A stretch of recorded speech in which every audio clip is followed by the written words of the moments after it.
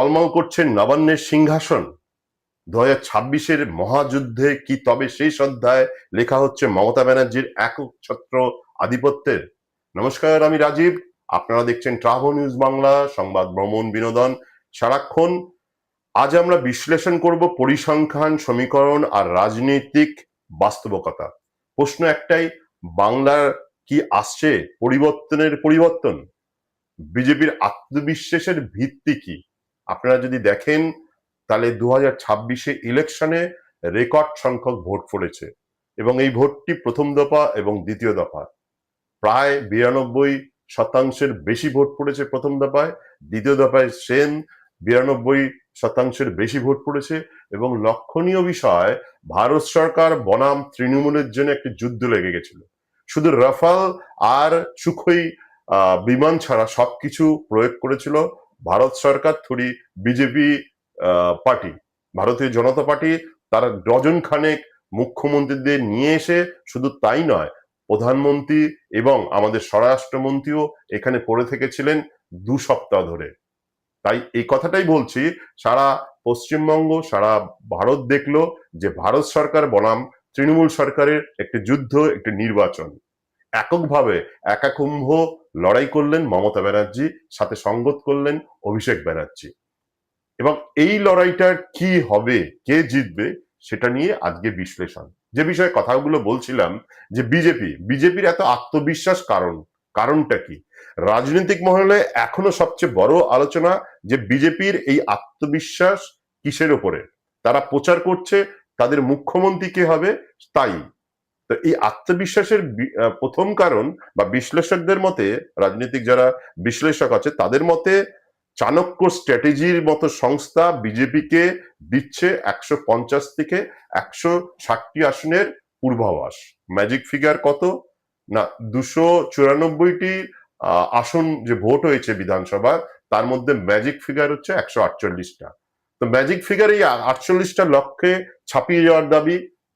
কারণ এই চাণক্য যে স্ট্র্যাটেজিস, যারা এই যে বলেছেন 150 থেকে 160 আসন পাবে, তাতে উল্লসিত হয়েছে আমাদের ভারতীয় জনতা পার্টি বা বিজেপি। কিন্তু গতবারের ইলেকশনে যদি দেখেন, তখনও কিন্তু তারা দাবি করেছিল 200টা ভোট পাবে, কিন্তু সেই ভোটের 200টা বিধানসভার পরিবর্তে তারা 77টায় এসে থেমে গেছিল। কিন্তু তারা টার্গেট করেছিল 200টা বিধানসভা পাবে, কিন্তু থেমে গিয়েছিল 77টায়। দলীয় পরিসংখ্যান বলছে ভোট শেয়ার পায় 48%, ছুঁই ছুঁই। মানে ভারতীয় জনতা পার্টি 48%-এর মতো ভোট পেয়েছে, তাদের একটা পরিসংখ্যান বলছে। লোকসভা নির্বাচনে বহু জেলায় তৃণমূলের ঘাড়ে নিঃশ্বাস ফেলছে এই পদ্মশিবির। কোন জেলায় কার দখলে, আপনারা যদি দেখেন যে জেলা ভিত্তিক যে কোন জেলাগুলোতে কার দখলে রয়েছে, তাহলে আপনি যদি দেখেন উত্তরবঙ্গ আগেই গেরুয়া ঘাঁটি ছিল, এখনো আছে, জঙ্গলমহল বিজেপির শক্ত জমি।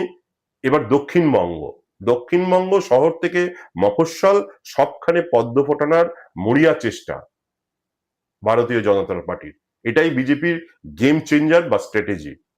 এটা ছিল বিজেপির পক্ষে, মানে বিজেপি কি করেছে এই বিধানসভার ভোটে। আর একটি যেটা নির্ভর করে এই রাজনীতির ফলাফল, সেটা হচ্ছে রাজনীতি ইস্যু বা ইস্যু রাজনীতি। এই ইস্যু রাজনীতিটা কিন্তু অনেকটা ফলাফল নির্ভর করে, যেটা হচ্ছে নিয়োগ দুর্নীতি। নিয়োগ দুর্নীতি একটা ইস্যু ছিল 2026-এ ইলেকশনে, সেটা রেশন কেলেঙ্কারি এবং রেশন থেকে আরম্ভ করে একাধিক ইস্যুতে চাপে শাসক দল। কারণ এই রেশন কেলেঙ্কারি থেকে করে, নিয়োগ দুর্নীতি থেকে আরম্ভ করে, এমনকি আরজি করের ঘটনা, ল কলেজের ঘটনা, এই ইস্যুতে কিন্তু চাপে ছিল বর্তমান সরকার। বিজেপির অভিযোগ সিন্ডিকেট রাজে অতিষ্ঠ সাধারণ মানুষ। এটাও একটা বড় ইস্যু, যে সিন্ডিকেটের চাপে সাধারণ মানুষ অতিষ্ঠ। এই অ্যান্টি ইনকামবেন্সি বা সরকারের বিপক্ষে যে সাধারণ মানুষ, সেই প্রভাবটা কিন্তু ভোটে পড়তে পারে বা প্রভাব ফেলতে পারে। আর একটা হচ্ছে ফ্যাক্টর হতে পারে, সেটা হচ্ছে তরুণ ভোটাররা। আর চাকরির অভাব, এখানে নিয়োগ দুর্নীতি হওয়ার পর চাকরির অভাবের জন্য এই নতুন ভোটারদের কিন্তু আপনার সরকারের বিপক্ষে ভোট দিতে পারে। আর কি হতে পারে? বিরোধীর সমীকরণ, মানে এই বিরোধী সমীকরণ হচ্ছে সবচেয়ে বড় ফ্যাক্টর। কারণ বাম আর কংগ্রেস যদি দেখেন, গত বিধানসভা থেকে বাম আর কংগ্রেস কিন্তু ক্ষয়িষ্ণু। বিশেষজ্ঞদের মতে এই ফাঁকা জায়গাটা ভরা করেছে বিজেপি। লড়াই এখন প্রায় সরাসরি তৃণমূল বনাম বিজেপি। আপনি যদি লক্ষ্য করে দেখেন, যে 34 বছর যে বামফ্রন্ট সরকার ছিল সে জিরো হয়ে গেছে, মানে নীল হয়ে গেছে, কোনো বিধানসভায় গত বিধানসভায় জেতেনি। কংগ্রেসও সেই রকম ক্ষয়িষ্ণু। তো যার ফলে কি হয়েছে, প্রধান বিরোধী পক্ষ হয়েছে তৃণমূল সরকারের, কিন্তু আপনার ভারতীয় জনতা পার্টি বা বিজেপি। এই ফাঁকা জায়গাটা যখন ভরাট করেছে বিজেপি, তখন লড়াই এখন প্রায় সামনাসামনি, তৃণমূল বনাম বিজেপি। ভোট ভাগ কমলে লাভ কার? এটা একটা কোটি টাকার প্রশ্ন। ভোট যদি ভাগ কমে, মানে সরাসরি তৃণমূল বনাম বিজেপির হয়, তাহলে লাভটা কার? এই প্রশ্নটা কিন্তু কোটি টাকার প্রশ্ন। আর একটা ফ্যাক্টর কাজ করছে, যে ফ্যাক্টর হচ্ছে মোদি শাহ ফ্যাক্টর।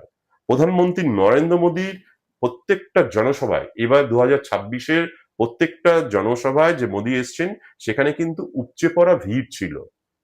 স্বরাষ্ট্রমন্ত্রী অমিত শাহ এর মাইক্রো ম্যানেজমেন্ট, মানে যেটা ছিলেন উনি 2 সপ্তাহ, সেই মাইক্রো ম্যানেজমেন্টটা কিন্তু খুব পাওয়ারফুল এবং সেটা অনেক কাজে দিয়েছে। সোনার বাংলার স্বপ্ন আর কেন্দ্রীয় প্রকল্পের প্রতিশ্রুতি, এই প্রধানমন্ত্রী, স্বরাষ্ট্রমন্ত্রী এবং তার 12 ডজন খানেক বিভিন্ন রাজ্যের মুখ্যমন্ত্রী যে স্বপ্নটা দেখিয়েছে, সেটা সোনার বাংলা। এবং দরাজ হাতায় তারা বলেছে কেন্দ্রীয় প্রকল্পের প্রতিশ্রুতি দিয়েছে বাংলার উন্নয়নের ক্ষেত্রে। এই দুই মিলে যে তৈরি হচ্ছে রাজনৈতিক ন্যারেটিভ, এটা যদি ফল ভারতীয় জনতা পার্টি বা বিজেপির পক্ষে যায়, তাহলে কিন্তু ফল বা রেজাল্ট তাহলে 4 মে ভারতীয় জনতা পার্টির পক্ষেই যাবে। তবে আপনারা যদি দেখেন, লড়াই কিন্তু একতরফা নয়। কারণ তৃণমূলের একতরফা নয়, তৃণমূলেরও কিছু প্রকল্প আছে যেগুলো সাধারণ মানুষের গ্রহণযোগ্য হয়েছে এবং সাধারণ মানুষ নিয়েছে। কারণ সবচেয়ে বড় কথা হচ্ছে লক্ষ্মীর ভান্ডার। গ্রামীণ বাংলায় এখনো বিশাল ফ্যাক্টর। লক্ষ্মীর ভান্ডার আর গ্রামীণ বাংলায় এখনো তৃণমূল একটা বিশাল ফ্যাক্টর।